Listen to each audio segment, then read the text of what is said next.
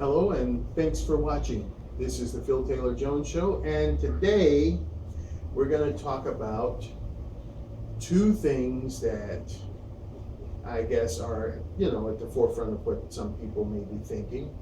One of them is global warming. Wow, global warming. The other, again, is national security, but this time we'll have a different spin on it. But let's talk about global warming first. I was looking at telly yesterday, and the wonderful news popped on. Oh boy, news! And the first thing you see is I can't even say this guy's name, Leo DiCaprio. The Titanic guy and the Aviator guy and a few other movies and things he's made.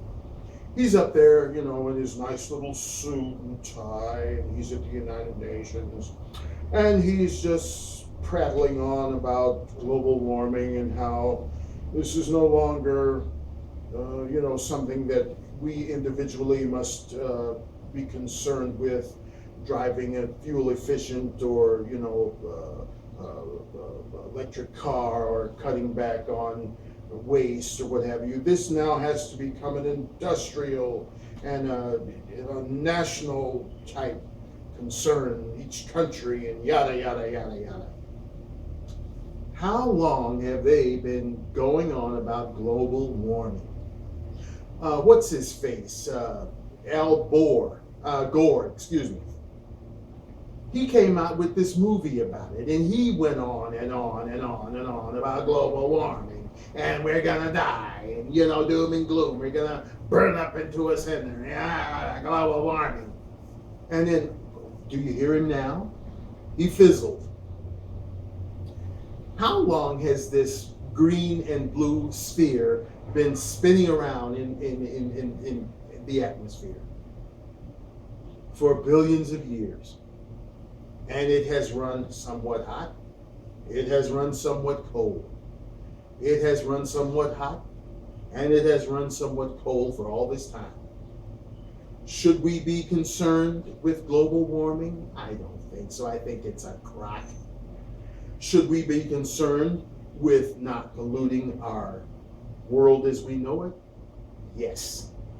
If we can do some things to not pollute the water, if we can do some things to significantly, I can't even talk because this is bugging me so much. If we can do something to significantly, drastically, completely clean up our air, if we can do something significantly to reduce waste on our land, so that the landfills, we don't have to create a new landfill every 3 days. Yes, let's do that. If we can create more fuel efficient cars and trucks and buses and planes and trains and ships, yes, let's do that. If we individually can do things to reduce the waste that we personally create, if we can recycle, reuse, yes, by all means, let's do that. I am not opposed to these types of things to do in our world to make it a better place for our kids, our grandkids, and their kids. I'm not opposed to that. But stop all the doom and gloom shit about global warming. Good Lord, it's going to get hot sometimes. It's going to get cold sometimes. If the gloom and doom that they were preaching about the polar ice caps melting were true, we'd be up to our asses in water. But it's not. Yeah, it's going to melt, but then it's going to refurbish. That's the way the earth works.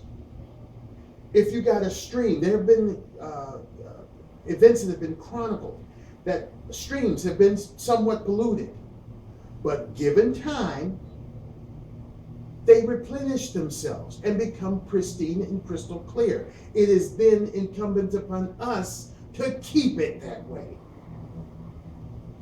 Global warming. Yeah, it was hot here.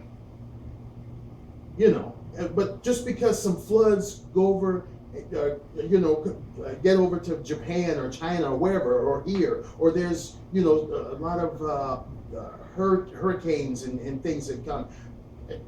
Should, should we be worried? Should we take out earth insurance because we're all gonna die?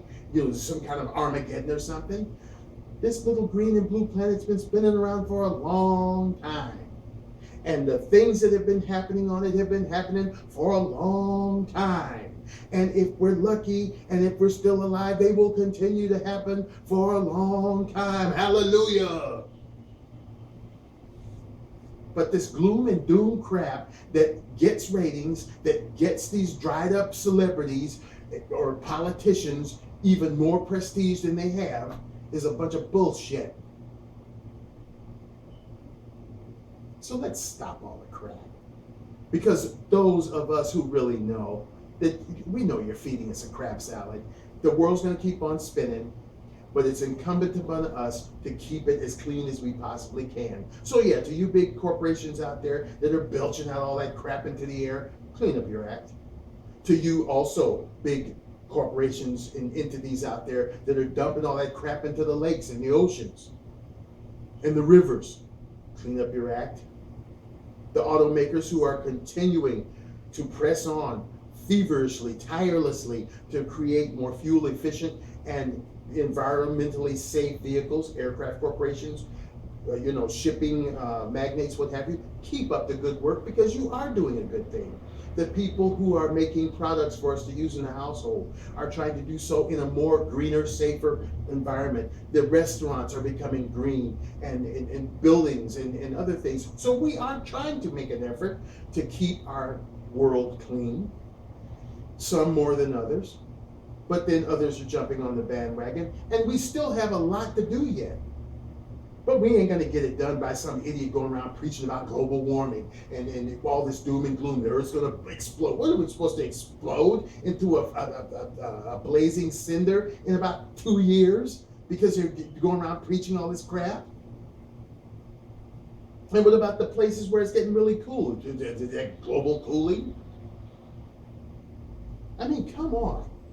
I don't know, what it's like in other countries, but in this country, boy, we sure got stuck on stupid somewhere, along the lines. And these dried up people, connecting up with these special interest groups and what have you, and then just espousing all this crapola, and they just got people tied up in knots. And those who, are really prone to drinking the Kool-Aid, they're going to end up in an insane asylum, because if it goes 10 degrees over what it normally may be, that's global warming, and we're going to die. I don't think so. It's been getting hot and cold like this, for as long as I can remember. When I was a kid in Michigan, one night we went to bed and you could see the ground, the green grass. Next morning we woke up and you couldn't get out the door for the snow. We didn't go around, global warming, we're going to die, we're going to freeze to death. You just shovel the damn snow out in front of the door and go good about your business. The world's going to keep on turning. It turns today, it turned yesterday, and it will more than likely turn tomorrow. The fact of the matter is, will we be here to see it? But the world's going to turn. Global warming, I put in the trunk with all the rest of the shit that I hear. Cleaning up our environment, making sure that we individually are doing the best we can to make sure that our kids and our grandkids and their kids have somewhere nice to live in, protecting our parks, protecting our oceans, protecting our streams and water ways, and protecting our air. Yeah, I'm 100% behind that, but I'm not behind all this doom and gloom crap. That's bull crap. Just like, again, I'm going to touch on national security, but this time from my standpoint, the way I feel. When you talk about national security, how secure is your nation? Does everybody have a job? Does everybody live a decent quality of life? Yeah, you're going to always have echelons. It's been that way since there have been people, and it's going to be that way as people continue on. You've got your your super rich, and then you got your ones in the middle, and then you got your ones that are dirt poor. Well, hopefully we could raise them dirt poor ones up to at least where everybody else is, but nobody seems to care. Yeah, people are looking at the skies for bombs to come over and hell to come out from the skies. When if your nation isn't secure right here at home, you could implode from within. You don't have to worry about anybody coming over and doing it, exploding you. You're going to implode because you're not secure. Your financial infrastructure is shot. Your roadways are shot. Your bridges are shot. Your buildings are falling down. As I alluded to earlier, roadways are falling apart all over the country. Bridges. These fat cat gas people, Exxon, Arco, Union, who else? Mobil. Do you know how much money these bastards are sucking in off of us? When is the last time you went to fill up your car and you only spent about $10?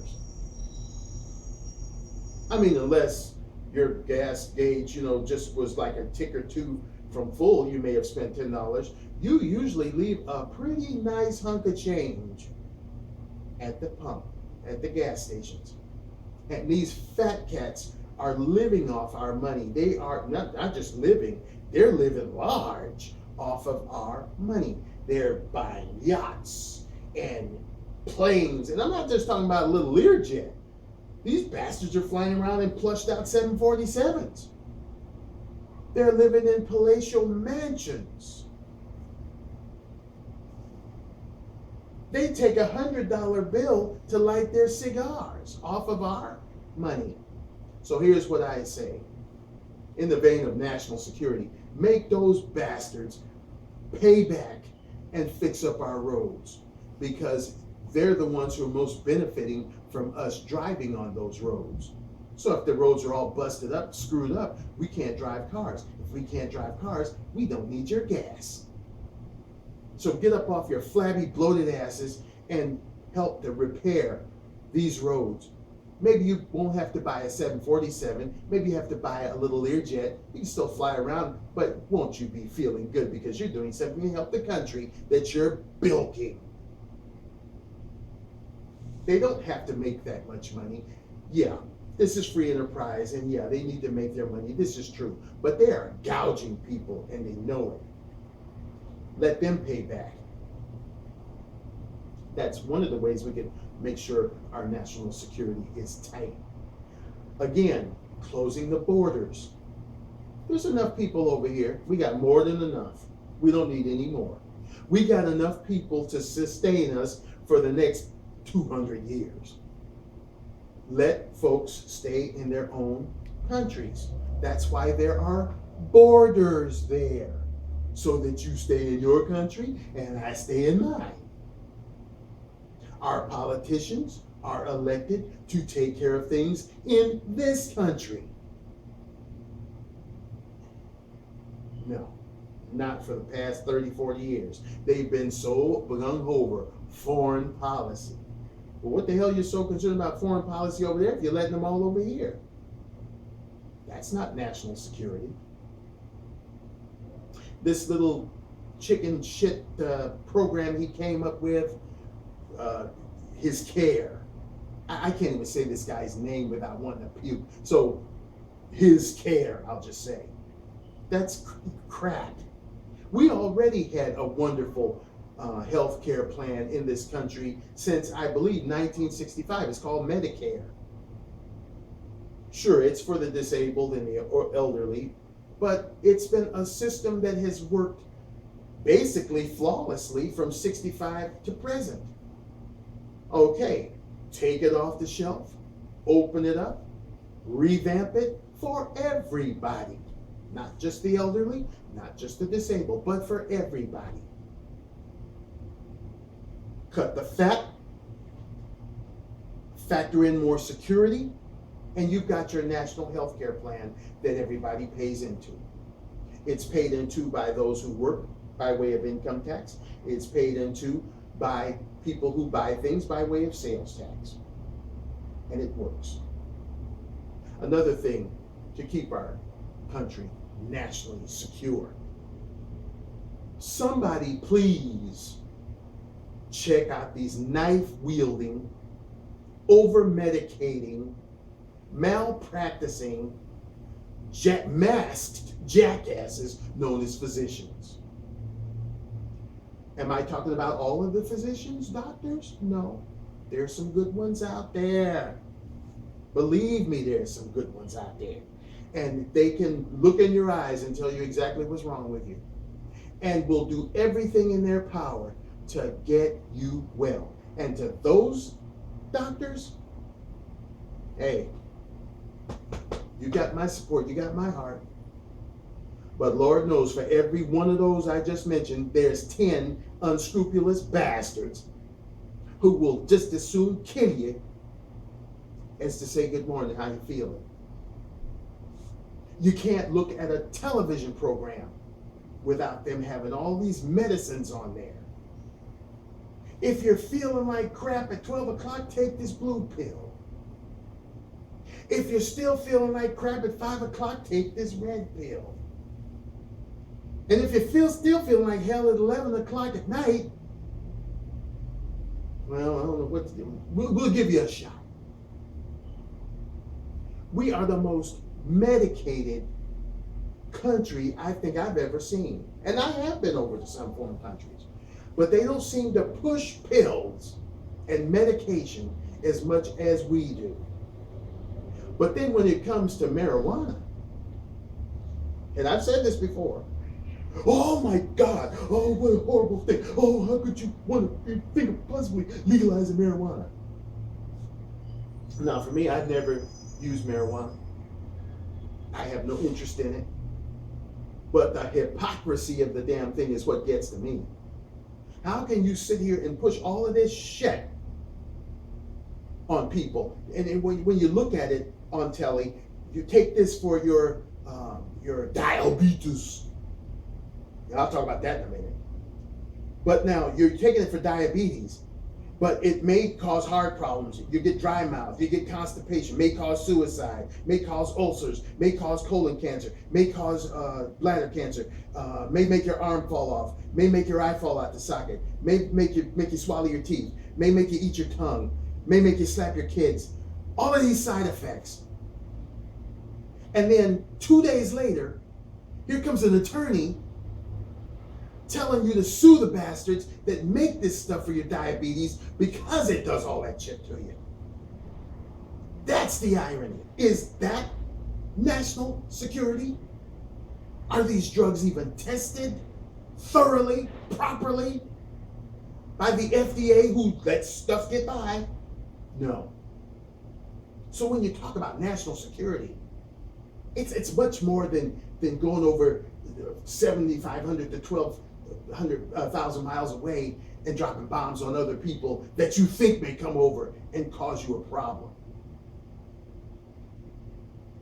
We've got problems right here that are with us every day, biting us in the ass. That's what needs to be taken care of in the vein of national security. You got a job today. Will you have it tomorrow? And if you don't have it tomorrow, you can't pay your bills. You can't pay your rent. You can't pay your house payment. So how long are you going to stay under the roof you're under? And if you get put outdoors and you're on the streets, will some crooked cop on the take come and kick your ass because you're out there on the street and he possibly or she possibly doesn't like you? How secure is your nation then? If you're allowing all of these foreigners to come in and they're coming in with nothing but the clothes on their back, or all of their kids are coming over here hungry, and they start committing crimes, or even if they don't commit crimes, they're just here and they're clogging up the system. They're clogging up the educational system. They're clogging up the healthcare system. They're clogging up everything. Is your nation secure? When they come here and they want to rally, where they're rallying to the point of thousands in the streets, walking down the freeway, stopping traffic. with the police behind them just waving them on. With them out in massive numbers, so massive that they outnumber the police that police the city, where all hell could break loose and there could be heinous pandemonium in the streets. Is your nation secure? Then, hell no. That's what politicians need to be thinking about. That's why we elect these unscrupulous bastards to try to take care of our nation from within. I'm not necessarily saying that you shouldn't care about things that are happening outside in the world. If you can help, do it. But you don't forsake your own country, your own people, to go and take care of something that really, that's the people's business over there. You're so concerned about national security, but you're doing everything in your power to not have national security. You take money, you take food, you take all kinds of amenities out of your native sons' mouths to make sure that the foreigners that you brought over here can prosper.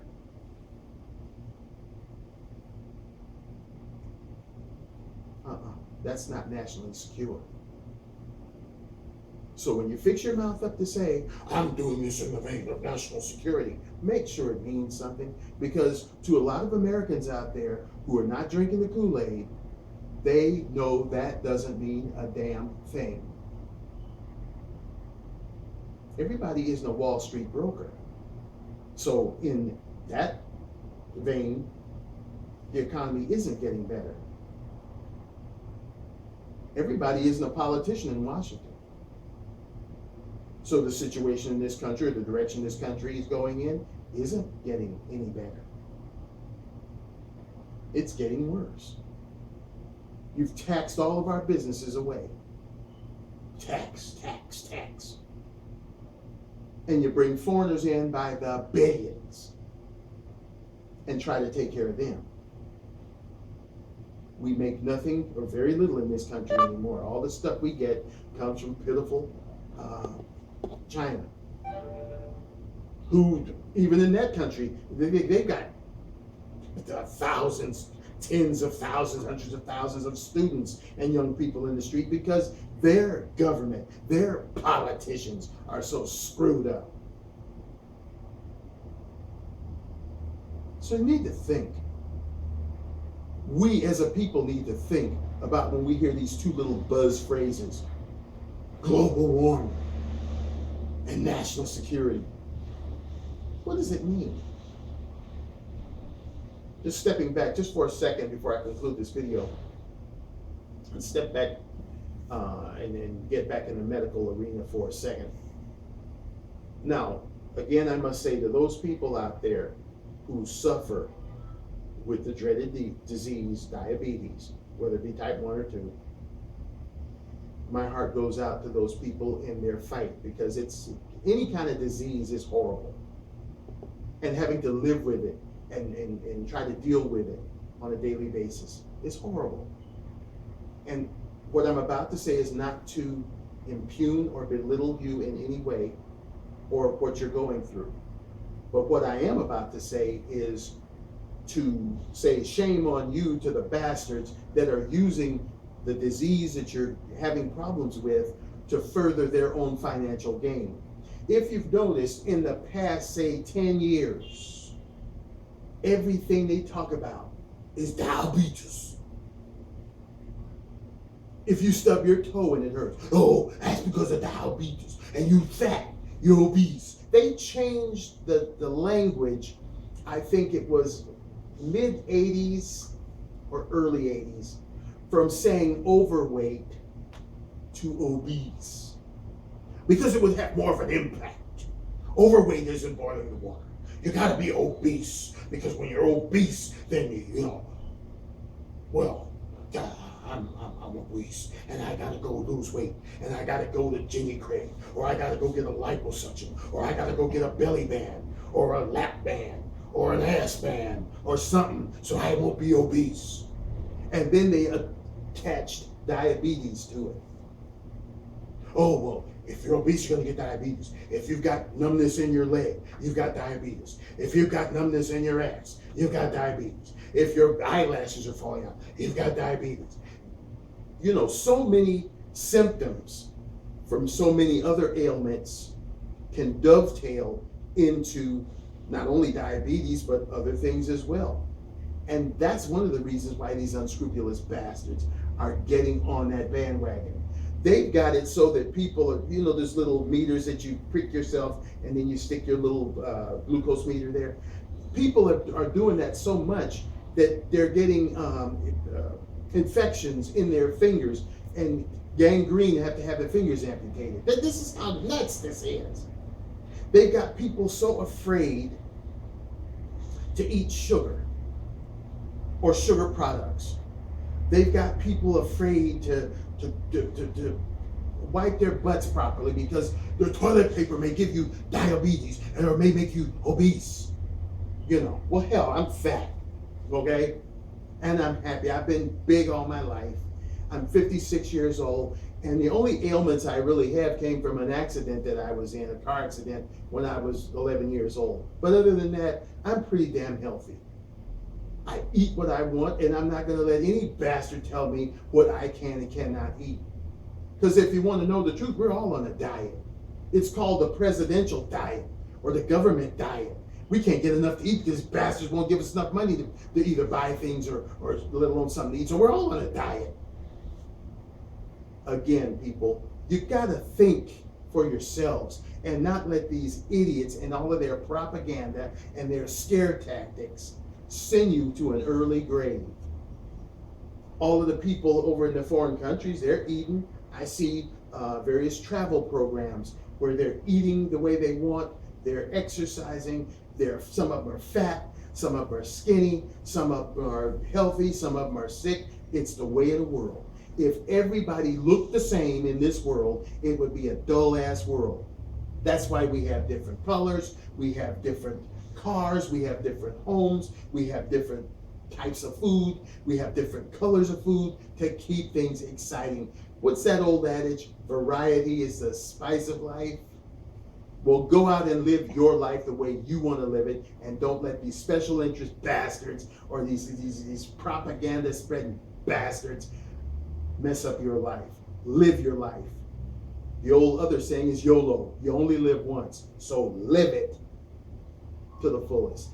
This is Phil saying thank you once again to my loyal supporters out there. Thank you. If you want to be a supporter, you know what to do. Stay safe, and to the extent possible in this nutty, crazy world, be happy. See you next time.